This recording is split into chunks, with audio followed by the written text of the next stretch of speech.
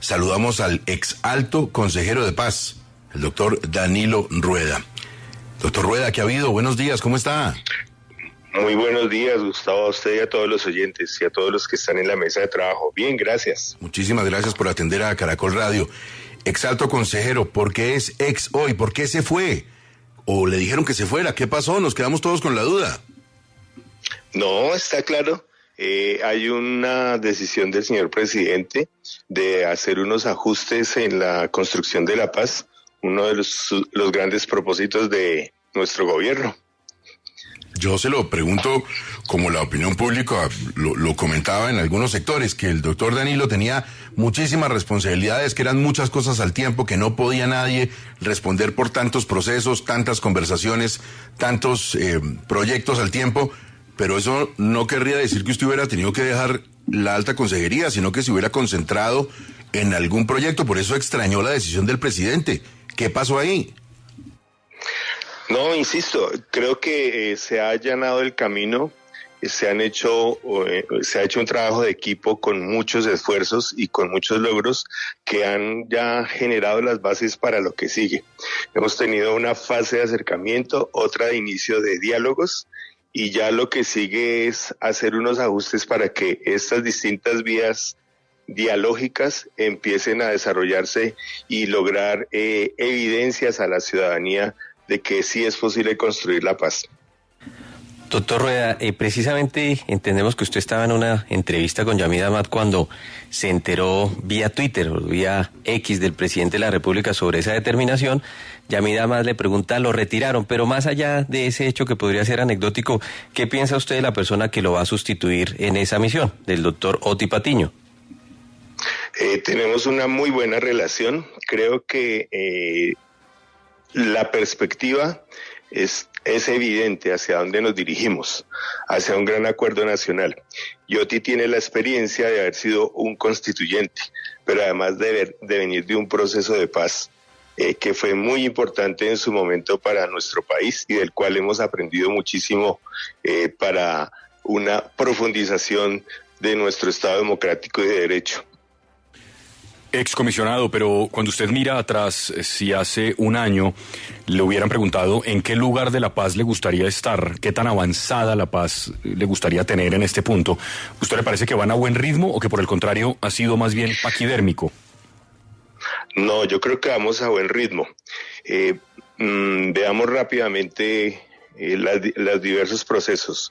El Ejército de Liberación Nacional, asumimos lo que había desarrollado el expresidente Juan Manuel Santos, se hace una redefinición de asuntos temáticos y avanza ya los mecanismos de discusión de la participación en ese proceso de paz.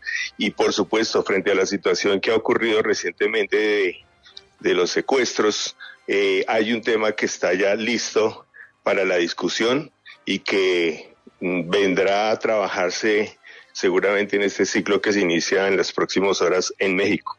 Si vemos lo que se llama el Estado Mayor Central de las FARC, ya hay unos lineamientos temáticos, hay una arquitectura jurídica de ese proceso y se desatasca la crisis en que se encuentra.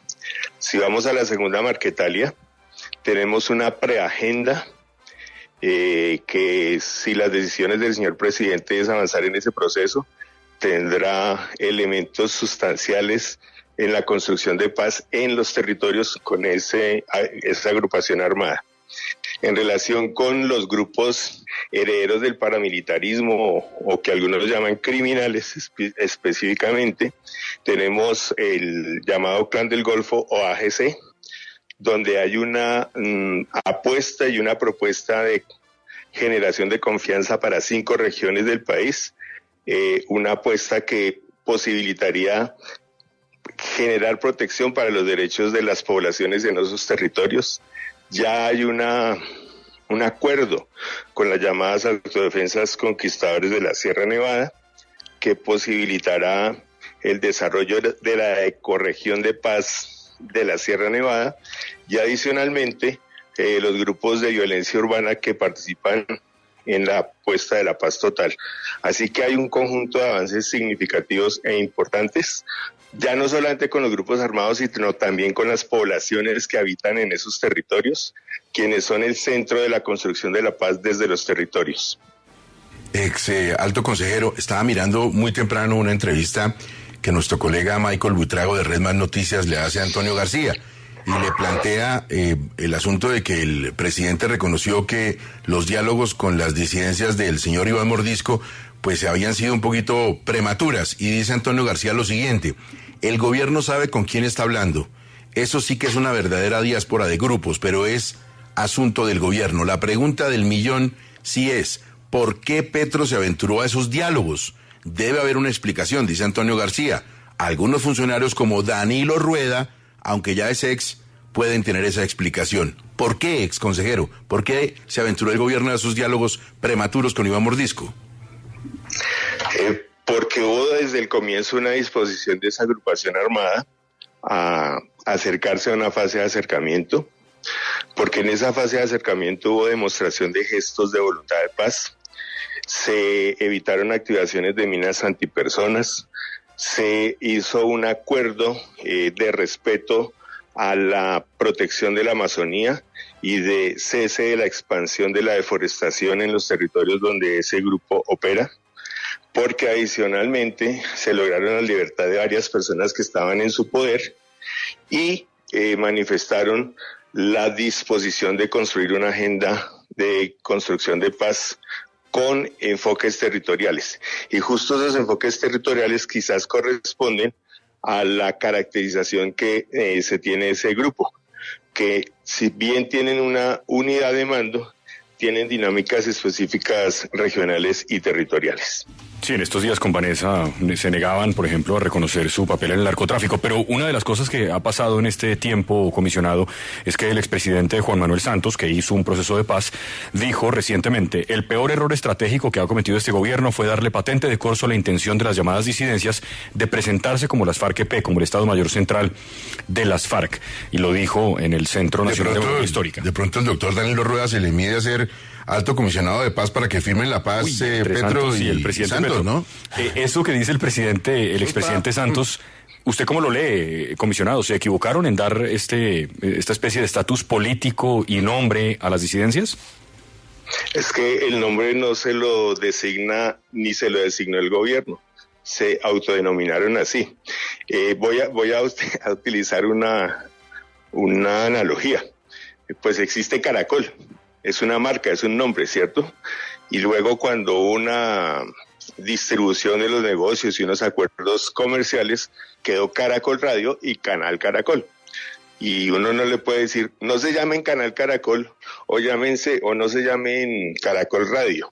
Entonces eso fue lo que sucedió. Ellos se autodenominaron así, y uno respeta eso. No le puede decir, llámese de otra manera. Veo que la tiene clara desde las investigaciones de Ricardo Calderón, ¿no? Sabe perfectamente cuál es cuál, ¿no, consejero? Ah, claro. Investigación además que en su momento cuando yo le solicité una reunión a él, venía yo de la sociedad civil, pues no fue posible para aclararle varias de las cosas que aparecieron en la nota. Pero bueno, ya fue cosa del pasado y seguimos. Bueno, Diana, la escucha el exalto consejero Danilo Rueda. Doctor Rueda, ¿es cierto que usted llegó a un acuerdo con la mesa de las disidencias de las FARC precisamente para que el ejército no volviera al corregimiento del Plateado, esto es en Argelia, Cauca, y que por este acuerdo fue que comenzó su salida del gobierno? No. A ver, todos los procesos de construcción de paz tienen asuntos confidenciales. Esos asuntos confidenciales quedan allí en lo privado. ¿Qué fue lo que se acordó? Todo lo acordado estaba en desarrollo del Plan Democracia. Pero ustedes pueden verificar hoy la situación de Argelia y del plan que se está desarrollando allí por parte de la fuerza pública y verán que está desarrollándose normalmente. Doctor Rueda, queda tranquilo con su situación jurídica. La Fiscalía anunció la apertura de una investigación que porque usted se reunió con Iván Márquez, es una persona que tenía una orden de Interpol, pero además también precisamente derivado de las investigaciones de Ricardo Calderón, el tema de las visitas a las cárceles, el denominado pacto de la picota. ¿Teme por alguna de esas investigaciones el avance en la justicia? No tengo temor. La investigación judicial que avance mostrará que todo lo que se ha dicho carece de fundamento. Por ejemplo, del pacto de la picota, del llamado pacto de la picota en un escenario electoral, se afirmó que se había hablado con narcotraficantes. Pueden verificar si yo me encontré con algún narcotraficante ese día. No es cierto. Yo venía a desarrollar un trabajo en las cárceles en relación con garantías de no repetición y aportes que queríamos hacer como sociedad civil a la Comisión de Esclarecimiento de la Verdad. Primero. Segundo, mi nombre fue modificado desde hace muchos años en los ingresos al centro penitenciario de La Picota. Yo no me cambié el nombre de ninguna manera, ni me presenté de otra manera. Mal lo podría hacer. Entonces, esa situación además se encuentra en conocimiento de la Corte Interamericana de Derechos Humanos, porque yo soy beneficiario de medidas provisionales. Apenas salió en abril ese informe, inmediatamente solicité que se abriera una investigación judicial para esclarecer quién me grabó, quién modificó los nombres al ingreso, porque yo no puedo tener un nombre en mi cédula, que es el documento que yo presento, y otro que pueda enunciar verbalmente, con quiénes me reuní y de qué hablé. Así que yo tengo clarísimo que ahí ningún tipo de pacto se desarrolló ni se realizó. En relación con el diálogo con Iván Márquez, entiendo la posición del fiscal, pero tenía y tengo hasta aún todavía, porque falta la firma de mi retiro, facultades delegadas por el presidente de la República para dialogar con diversos grupos armados, y eso lo han hecho todos los consejeros que me han precedido, y por tanto tengo claro que no he infringido la ley. Comisionado, es decir que en este momento que estamos haciendo la entrevista, todavía puede adelantar diálogos, todavía es comisionado de paso, ¿no? Estamos en un proceso de transición con Noti. Bueno. Estamos preparando los informes. Y sí.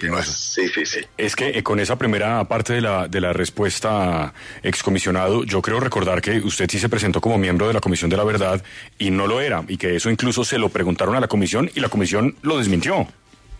No, es que yo no dije que fui a nombre de la Comisión de la Verdad. Yo fui a nombre de la Comisión Intereclesial de Justicia y Paz para presentar un informe a la Comisión de la Verdad. Yo venía de un trabajo, insisto, como sociedad civil, haciendo aportes a la Comisión de la Verdad. Eso fue lo que sucedió y eso fue lo que hice. Doctor, es más, en algunas ocasiones fui con miembros de la Comisión de la Verdad a cárceles colombianas. Pero yo no era miembro de la Comisión de la Verdad. Muy bien, ahora sí, doctor Rueda, qué pena, lo interrumpí, pero es que estoy desde hace rato con esta pregunta que no me pudo contestar nunca su oficina de prensa y por eso se la hago a usted. ¿Qué pasó con los jóvenes primera línea liberados? ¿Qué están haciendo en este momento y cuántos son? Son 6, están en trabajos, unos hicieron cursos en la Universidad del Valle, y hacen reportes mensuales a la Oficina de Paz. Óigame, doctor Danilo Rueda, ¿usted cree que él, estaba viendo otra vez la entrevista de Red Más Noticias, el señor García está hablando de cuando termine el gobierno de Petro? ¿Usted cree que el ELN le está mamando gallo al presidente de la República? Yo creo que Antonio García está tratando de poner los filos en la navaja, o sobre la navaja, pero creo que es posible resolver esta crisis. Es una reacción frente a lo que ha venido sucediendo en relación con la línea marcada desde el gobierno frente al secuestro. Y esa es su reacción. ¿Qué va a hacer? ¿Qué va a hacer usted ahora? Seguiré trabajando en estos días, luego de que ya tenga protocolizada la renuncia, seguiré trabajando en temas de paz, derechos humanos y transformaciones territoriales. ¿Con quién? No lo sé, ya se abrirá el camino. ¿Pero esto es con universidad, con ONG o nuevo acercamiento con el gobierno por otro lado, en otro puerto? No sabemos aún, estamos en eso. Ya vendrá el espacio para definir. Ahí vamos. ¿Y hermano. con el doctor Juan Fernando Petro le sonaría en esas tareas de reconciliación que él también dice emprender? Yo suelo trabajar de manera muy independiente, así que y sin ningún tipo de exclusiones. Esa es mi escuela, esa es mi tradición. Creo que la construcción de la paz implica la inclusión de todos los sectores. Por eso yo me voy también tranquilo, porque he hecho una construcción de paz con base en los aprendizajes del pasado y en una perspectiva incluyente. Y eso se refleja en las diversas delegaciones del señor presidente, donde puede estar el Centro Democrático, donde haya afroindígenas, miembros o exmiembros de la fuerza pública, sectores empresariales. La paz solamente será posible si hay una sociedad empoderada y donde todas y todos participemos. La paz es con todas y todos. A ver, Diana, última inquietud para el exalto comisionado de paz. Autodefensas gaitanistas de Colombia. Con ellas, ¿diálogos de paz o simplemente sometimiento a la justicia? Conversaciones sociojurídicas. ¿Qué significa eso? Tenemos claridad de que el Congreso de la República debe construir un proyecto de ley que debe ser examinado por la Corte Constitucional para que haya una sujeción al aparato judicial. Mientras tanto, ¿qué es posible hacer? Como ya lo venimos adelantando, y es lograr acciones de respeto a la vida, libertades, la generación de medidas de confianza con base en el DIH, ya que desde el gobierno del presidente Santos, estos grupos armados, como las AGC y las Autodefensas Conquistadores de la Sierra Nevada, son enfrentados en el marco del derecho internacional humanitario. Bueno, pues toda la suerte del mundo y en sus nuevas responsabilidades volveremos seguramente a hablar aquí en 6 AM. Mire, como usted puso el ejemplo de Caracol Radio y Caracol Televisión, me escribe la colega Ana Cristina Restrepo, que está en la otra casa periodística, tan querida de ella y tan cercana a nosotros, y ella pregunta, pero entonces, ¿quiénes las disidencias? ¿Ella o Gustavo Gómez? ¿Quiénes serían? No, ambos son de la misma, tienen el mismo origen de familia. Bueno, está pero bien. Tienen roles distintos ahí. Doctor Rueda, muchas gracias, muy amable y de verdad que estamos pendientes de ver qué puede ser su contribución a la paz en el futuro y por supuesto aquí siempre los micrófonos de Caracol Radio dispuestos para escucharlo. Muy amable, buen día para usted. Muchas gracias, Gustavo, a usted y a todos los oyentes, gracias.